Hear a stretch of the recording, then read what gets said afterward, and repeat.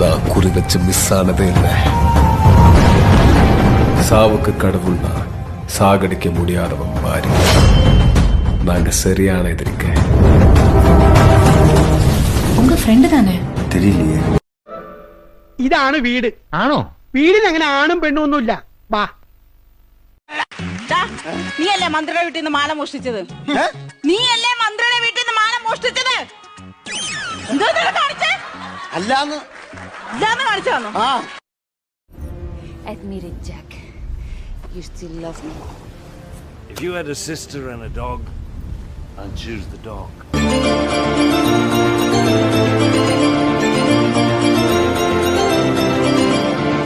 എന്തായാലും നീ വന്നതല്ലേ ഈ ചായ കുടിക്കാം.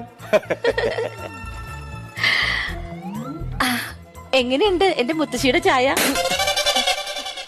ചായ വാട്ടച്ചായയോ?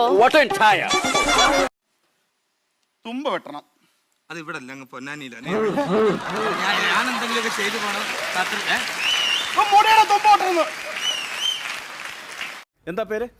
പേര് പറയണോ? പേര് പറയേണ്ട ആവശ്യമുണ്ടോ? പിന്നെ പേര് പറയണ്ടോ? ഇവിടെ ചീട്ടെടുക്കണ്ടോ തന്റെ പേരില്? ഇതെന്തൊരു കഷ്ടമെന്ന് പറ. ദൊരഗുണൻ. ഇങ്ങനെ ദൊരഗുണൻ. നൊരയും പറയുന്നു കേട്ടിട്ടുണ്ട്. ഇതെന്താണ് ഈ തൊരഗുണൻ? பயமா இருக்கா? மரணத்தை சந்திக்க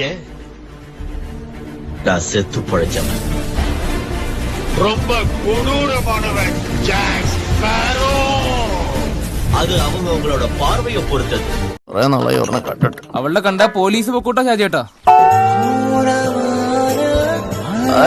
പരിപാടിയുടെ പോയി വെടിമരുന്ന് നിറച്ചവർക്കും തീ കൊടുത്തവർക്കും പറ്റൂ. ഒച്ചകേട്ടവർക്കാണോ കേസ്?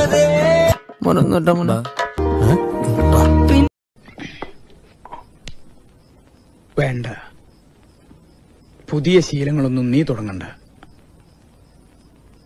നിന്റെ ഉള്ളിൽ എന്താണെന്ന് എനിക്കറിയാം. അത് ഞാൻ മാത്രം അറിഞ്ഞാൽ മതി.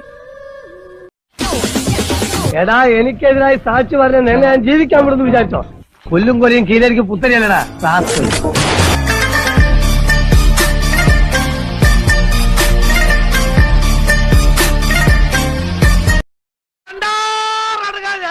തന്റെ ജൂനിയർ ആവാനായിരുന്നു എന്റെ വിധി. എന്നെങ്കിലും ഒരു ദിവസം താൻ എന്നെ കോടതി കയറ്റി ഇരുത്തിയിട്ടേ എന്ന് താൻ എന്നെ കൊണ്ട് പറയിപ്പിച്ചിട്ടോ? പോട്ടെ, താങ്കളെങ്കിലും അത് പറയണ കാണാനുള്ള കൊതി കൊണ്ടാ ഞാൻ ആ കക്ഷികളെ ക്യാൻവാസ് ചെയ്ത്. അപ്പൊ തനിക്കത് തല്ലണല്ലേ? പൊന്നപ്പാ പോട്ടടാ. അപ്പോഴത്തെ ഒരു പ്രാന്തിന് ഞാൻ അങ്ങനെയൊക്കെ ചെയ്തു പോയത്. സോറി. എന്റെ സാറ് സോറി പറയേ.